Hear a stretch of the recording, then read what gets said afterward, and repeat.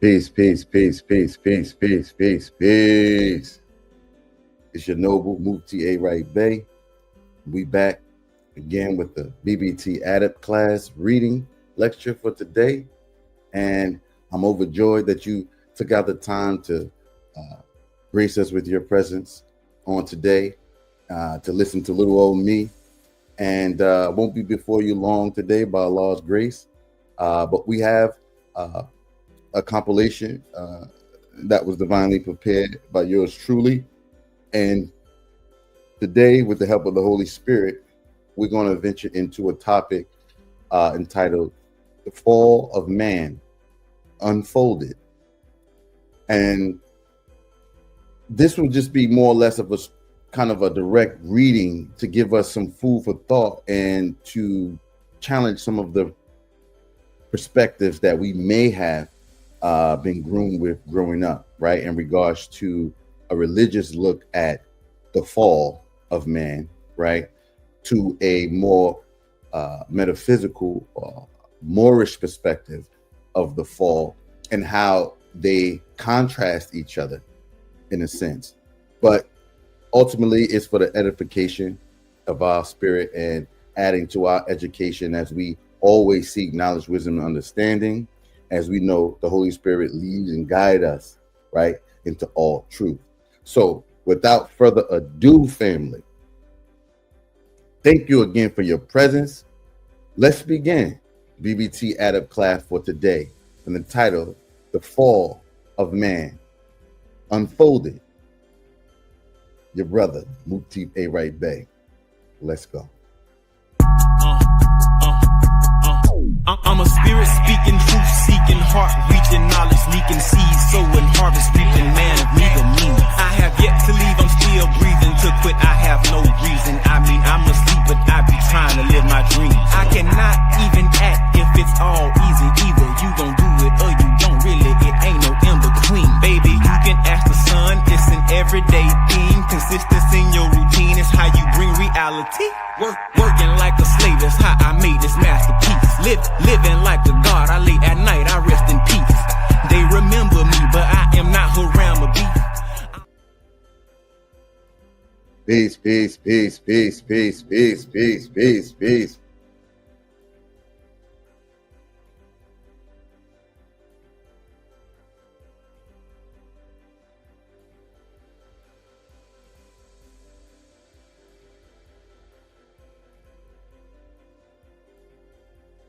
This is what we do.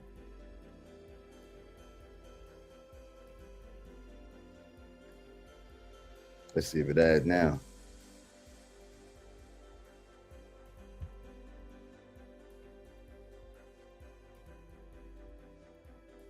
Boom. Here we go, right on the stage as we see it. So let's begin to go into this document, right?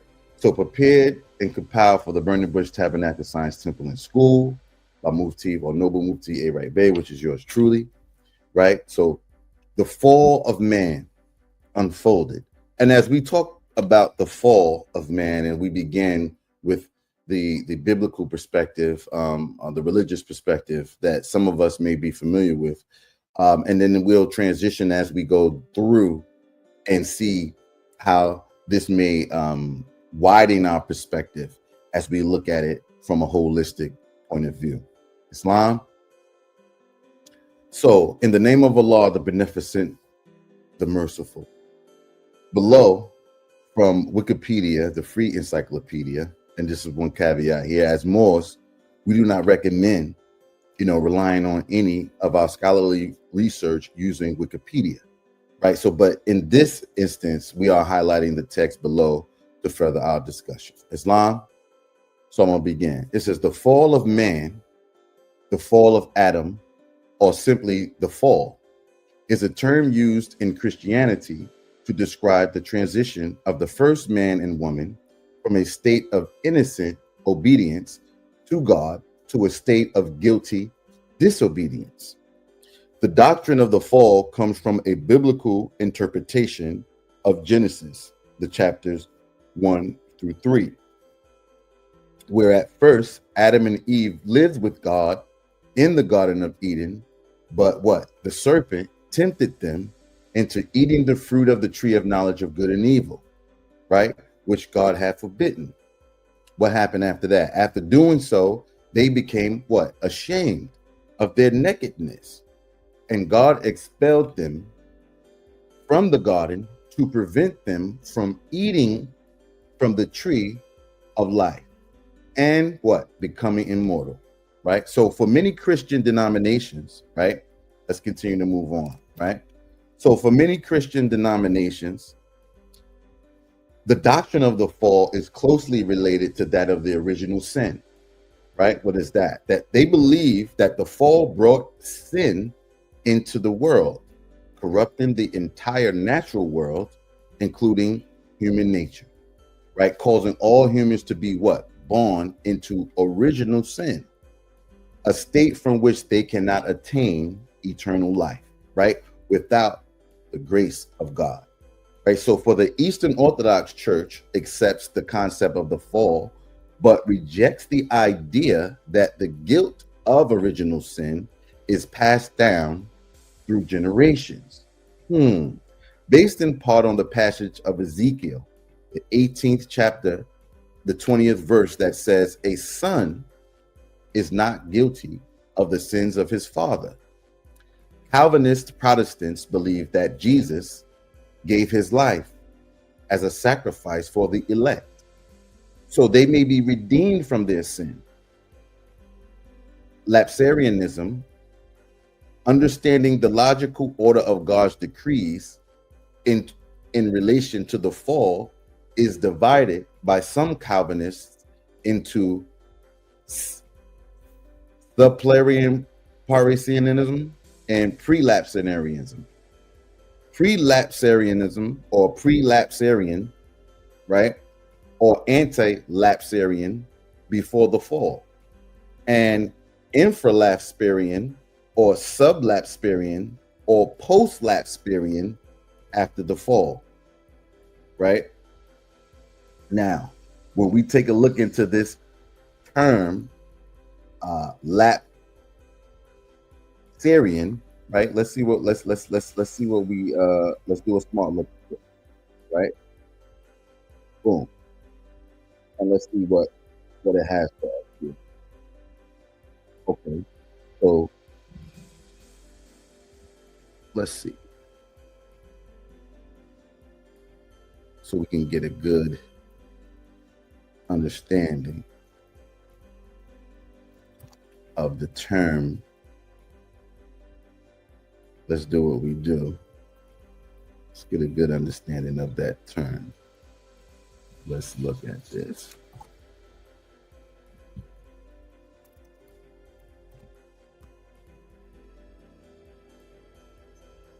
Right, so sublapsarianism is a theological view closely related to infralapsarianism that describes the logical order of God's decrees regarding creation, the fall, and redemption. In this view, God first created humanity, then permitted the fall, and finally decreed to provide salvation for some, according to Theopedia, right? So let's close that, right? Now, let's begin to continue. The narrative of the Garden of Eden and the fall of man constitute a mythological tradition shared by all Abrahamic religions. How so? With a presentation more or less symbolic of Judeo-Christian morals and religious beliefs, which had an overwhelming impact on gender roles and sex differences, both in the Western and Islamic worlds. Unlike Christianity, Judaism and Islam don't have a concept of original sin. I'm going to say that again. Unlike Christianity, Judaism, and Islam have a concept of original sin. They don't have it, right? So, and instead have developed varying other interpretations of the Eden narrative. I think that was very interesting. And there's a lot to unpack there when we consider that unlike Christianity, you know, Judaism and Islam, they don't have that concept of original sin or the biting of the apple, which then led to the original sin of all, right? So let's move on. Now, we just highlighted briefly, you know, from a Wikipedia perspective, just the religious scope of looking at the phrase the fall of man, and as it related to the Garden of Eden, right? To Adam and Eve, right? To a forbidden fruit, right? And then also to the barring them from eating from the tree of life so they wouldn't be immortal. So you got a lot of different pieces and parts going on, right? So what we're going to do now is venture into the Moorish Holy Quran, right? Chapter 11, where Jesus and Barada together, they read the sacred books. So this is where we have a Moorish perspective of the fall. And I want you to pay close attention to how Yahshua, Jesus, pictures that fall to Barata as they read the holy books. Islam. So chapter 11 of the Moorish Holy Quran of the Moorish Science Temple of America, Jesus and Barata together, they read the sacred books, right? So verse 1 begins. Among the Buddhist priests was one who saw a lofty wisdom in the words that Jesus spoke. It was Barato Orebu. Together, Jesus and Barata read the Jewish Psalms and prophets, read the Vedas and the Avistas and the wisdom of Gautama, right? And as they read and talked about the possibilities of man, Barata said, man is the marvel of the universe. He is part of everything, for he has been a living thing on every plane of life. Time was, or time when man was not, or time was when man was not, right? And then he was a bit of formless substance in the mold of time, and then a protoplasm, right? By universal law, all things tend upward to a state of perfectness. The protoplasm evolved, becoming worm, the reptile, bird, and beast, and then at last it reached the form of man. Now, man himself is mind, and mind is here to gain perfection by experience. And mind is often manifest in fleshly form and in the form best suited to its growth. So mind may manifest as worm, as bird, or beast, or man. The time will come when everything of life will be evolved unto the state of perfect man. And after man is man in perfectness, he will evolve to higher forms of life. Now watch this. This is the perspective that Barato gave to Jesus as they both read. And this was Barato's perspective of man. I wanted you to keep in your hippocampus what we spoke about the fall of man according to the Christian perspective, right? So now listen to Jesus' response to Barato, right? He said, now, and Jesus said, Barato Arebu, who taught you this? That man, that mind, watch this, which is the man, may manifest in flesh of beast or bird or creeping thing.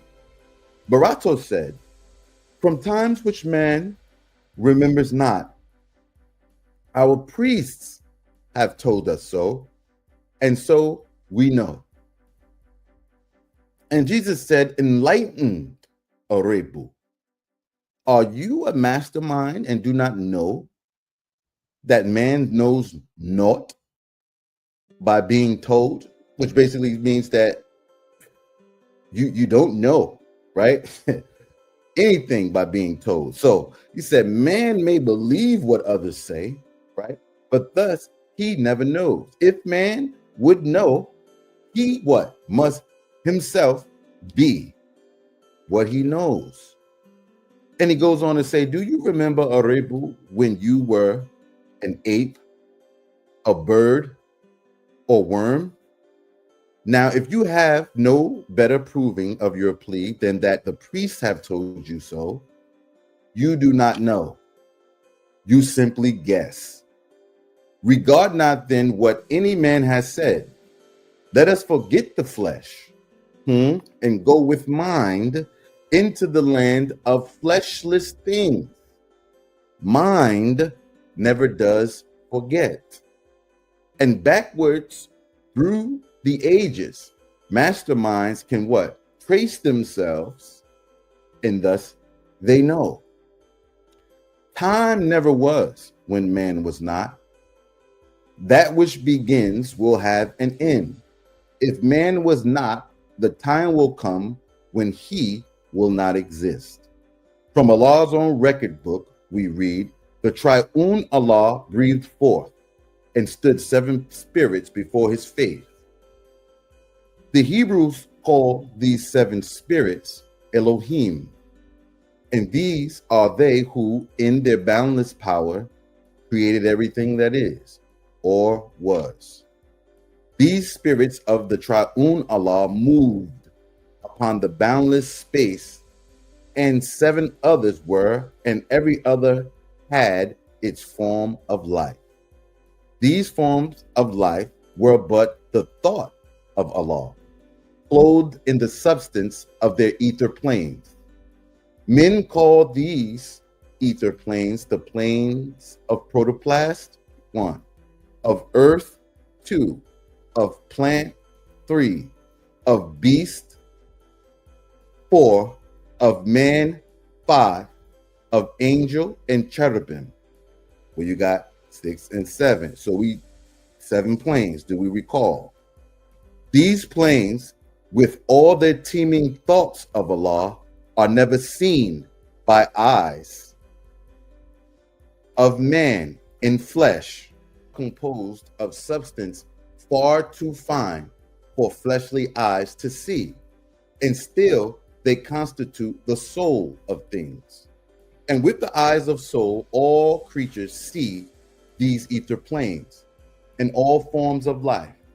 Because all forms of life on every plane are thoughts of Allah, all creatures think, and every creature is possessed of will, and in his measure has the power to choose. And in their native planes, all creatures are supplied with nourishment from the ethers of their plane. And so it was with every living thing until the will became a sluggish will. And then the ethers of the protoplast, the earth, the plant, the beast, the man, begin to vibrate very slow. The ethers all became more dense, and all the creatures of these planes were clothed with coarser garbs of flesh, which men can what? See. And thus this coarser manifest, right? This coarser manifest, which men call physical, appeared. And this is what is called the fall of man. Now I'm gonna pause for a second. So in verse 31 of the chapter 11, right, where we see here Yahshua giving us a pictorial of the fall of creation, if you will.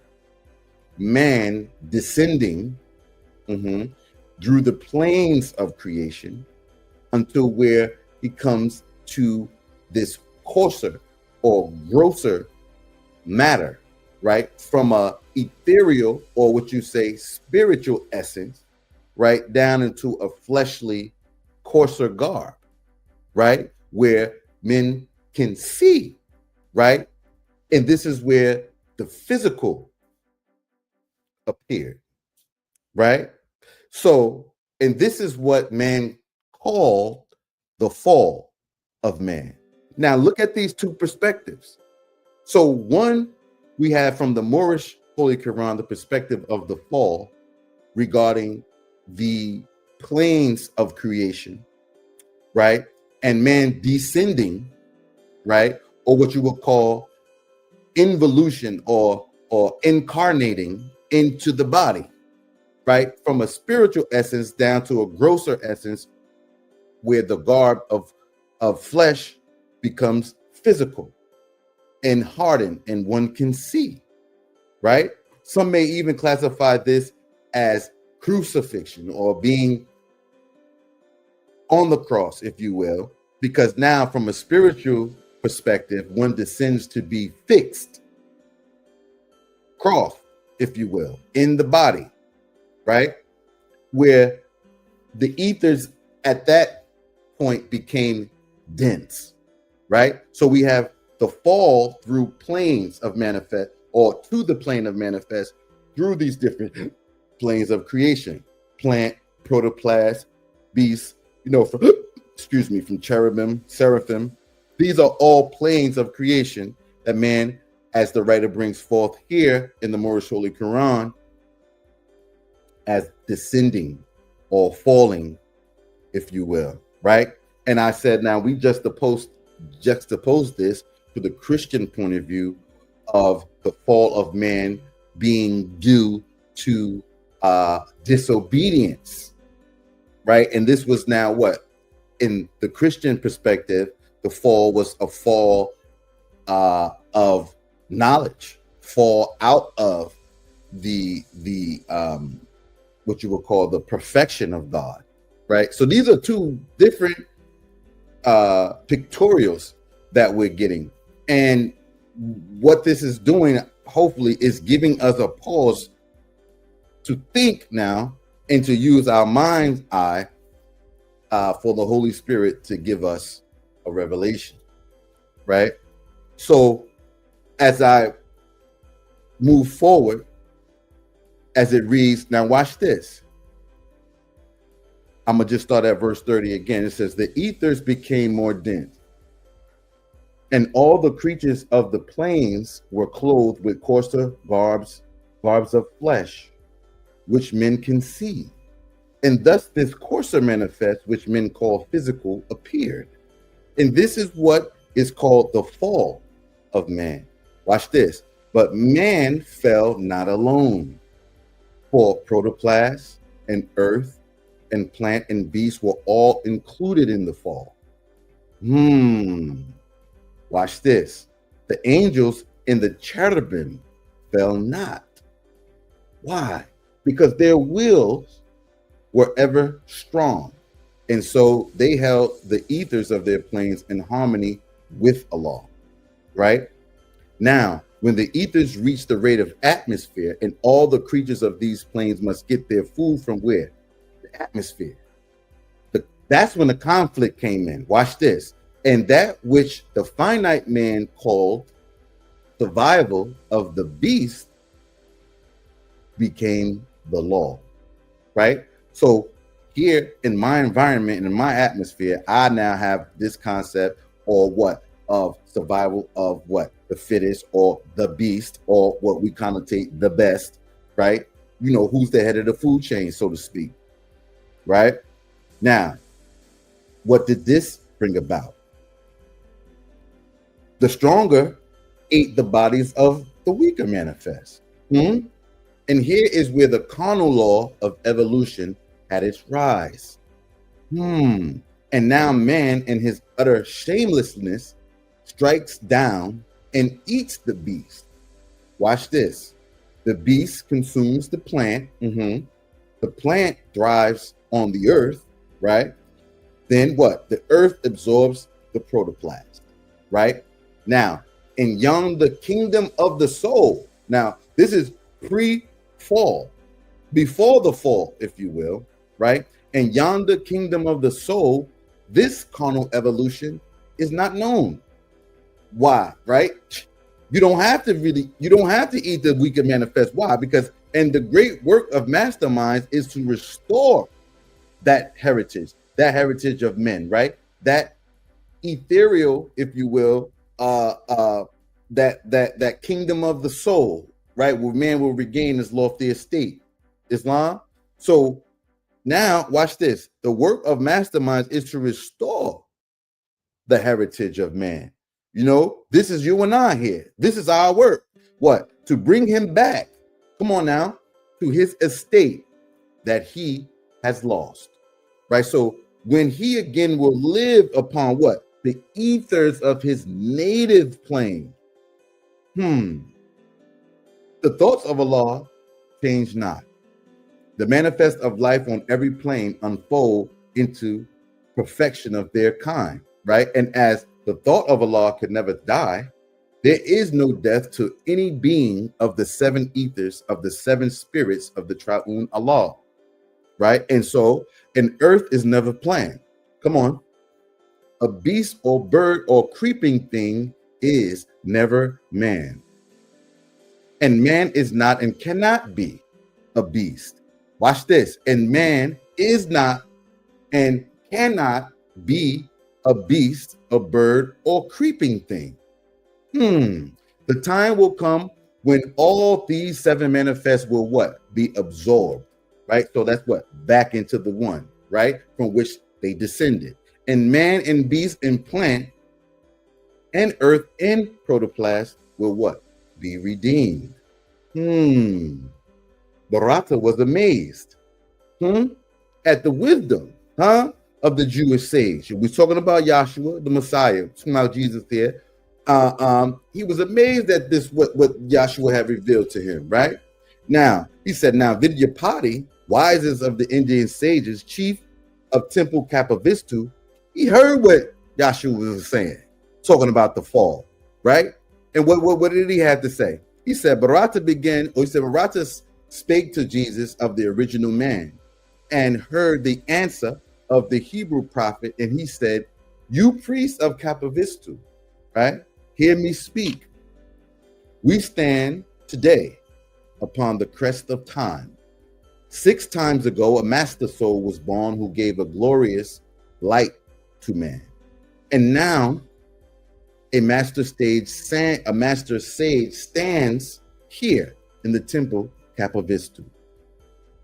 The Hebrew prophet is the rising star of wisdom, right? Now these are titles that the priest is giving onto Yahshua, onto Jesus, right? Call him a Hebrew prophet, right? A rising star of wisdom. Come on now, deified, right? What he said he brings to us a knowledge of the secrets things of Allah. And all the world will hear his words, will heed his words, and what? Glorify his name. You priests of Temple Kapavistu, stay, be still, and listen when he speaks. He is the living oracle of Allah. Another title, living oracle of Allah. And all the priests, what? Gave thanks. Isa, Ibn Mariam, right? And praised the Buddha of enlightenment. Islam. So we have an excerpt that we're going to conclude with, but how fascinating was the contrast, right, of the Christian point of view when we talk about the fall of man versus what the Moorish Holy Quran brings to us from a esoteric perspective or metaphysical perspective when it speaks of the fall of man, and gives us a perspective of the fall of creation at the same time. Very, very marvelous, should I say. As we move on and kind of get to the conclusion of the lecture today, I will move forward with an excerpt from Dr. Elihu in Pleasant Bay, right?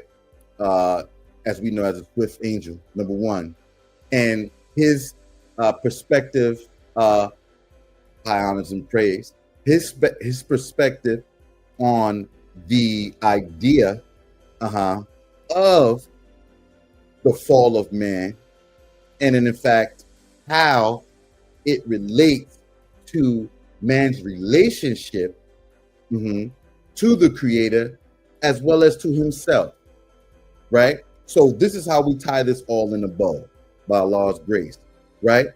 And this is also combining a level of remembrance to where man has his origin, right? Because the fall, of course, is, right, what? A falling away from, however you were to put it, right?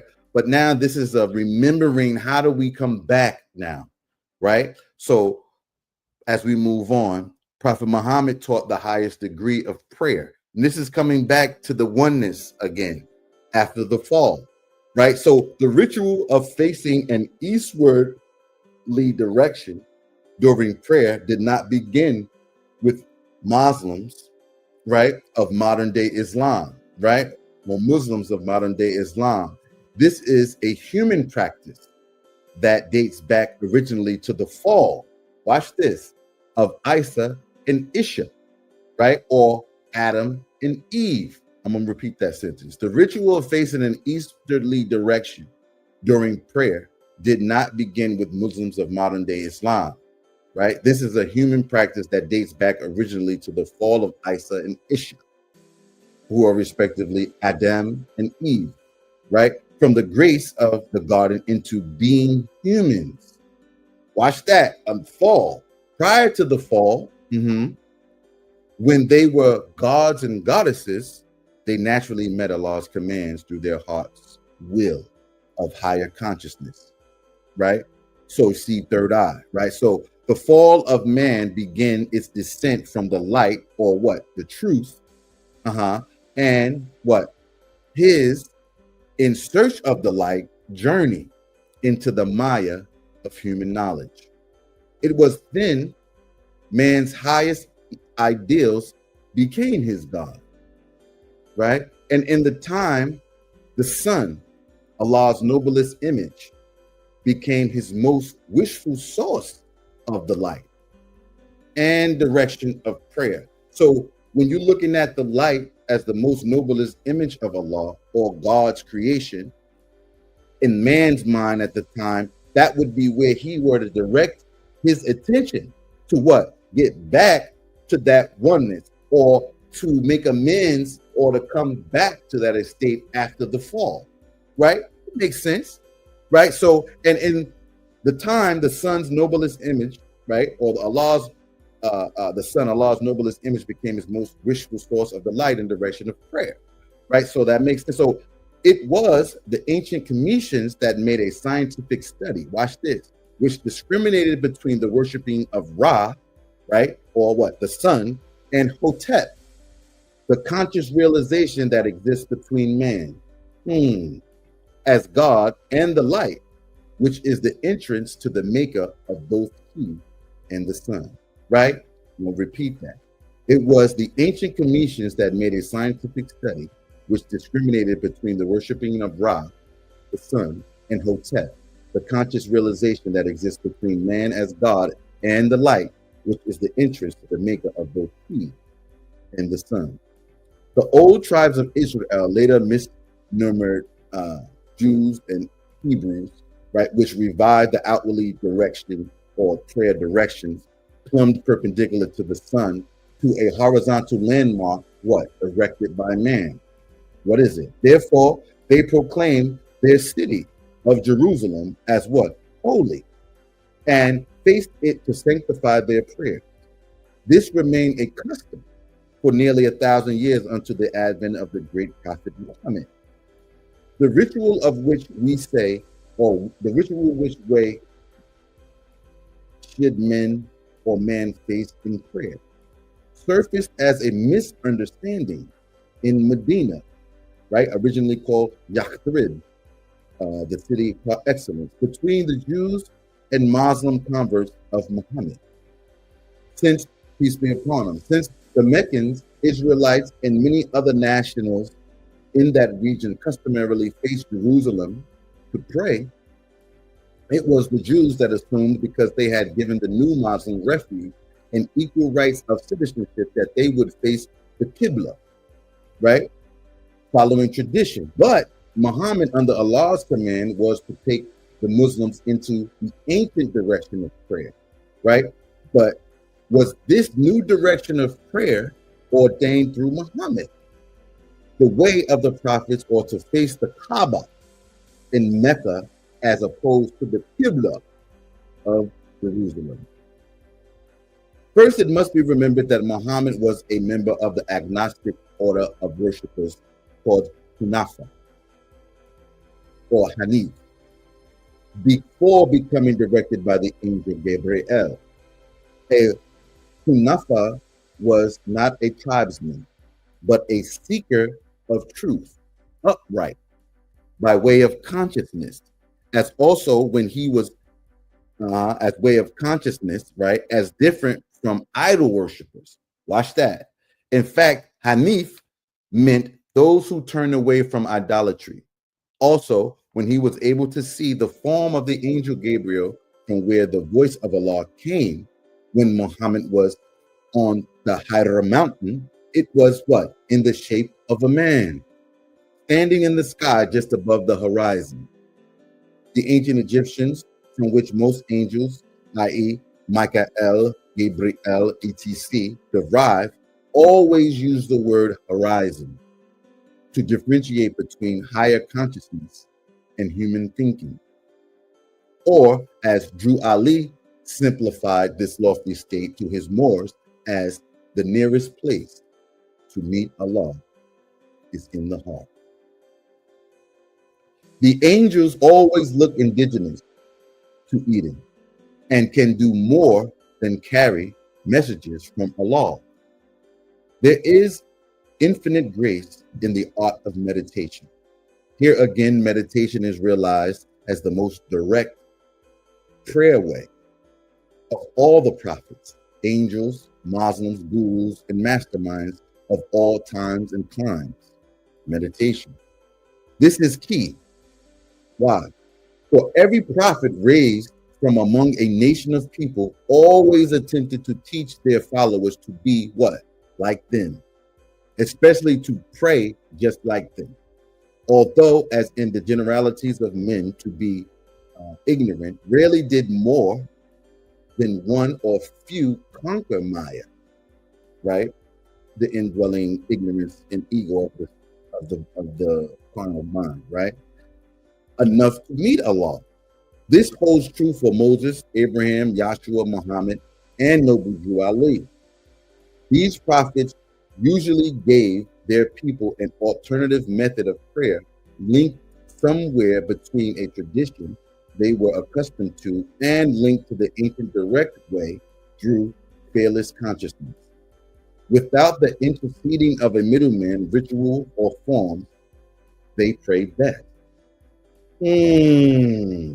So I want to close there, but this is really to be continued, because what the writer was giving us a glimpse into is that the fall of man caused there to be a yearning, if you will, to get back to oneness, right? And so when man saw himself away from Allah at this point, if you will, or falling out of that relationship, the one noblest image that he began to see right away was the sun.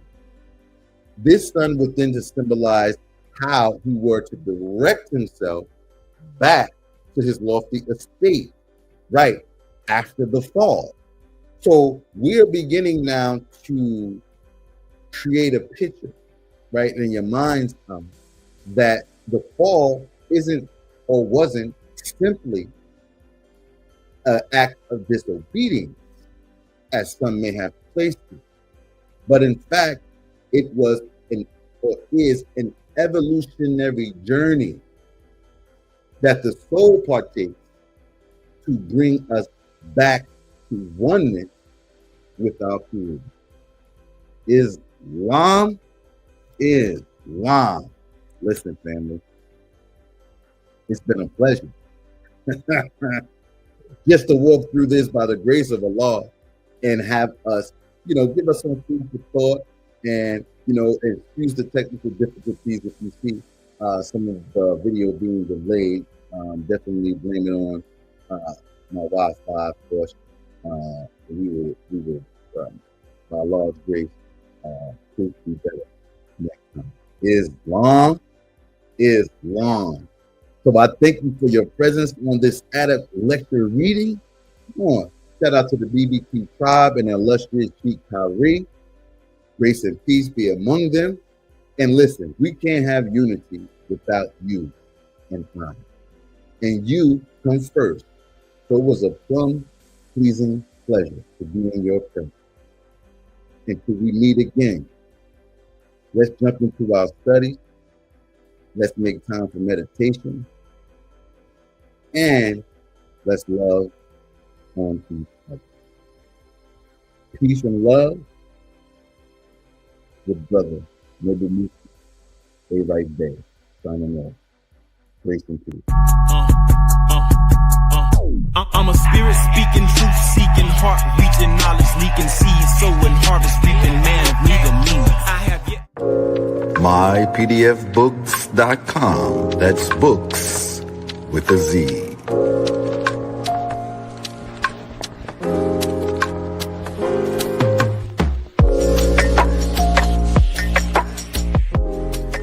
Once again, this broadcast has been brought to you by mypdfbooks.com. That's books with a Z, where reading fundamental. Also brought to you by bindedbooks.com, where treasures are bound. Be sure to get all of your teas at My Son's Teas, the tea of teas divinely prepared at herbsofmyaunt.com. Be sure to check out all of those musical stylings by Brian Hicks Bey at bhbaymusic.com. For your everyday items and religious regalia, be sure to check out morrishaberdasher.com. And for that everyday especial Morris drip, be sure to check out morsachi.com. And all of these companies are powered by ALO Design Pros. Design your online business strategy today. No such thing as failure, baby. Don't forget who made you. You can't be thinking minor when you need to be thinking major. They made you think they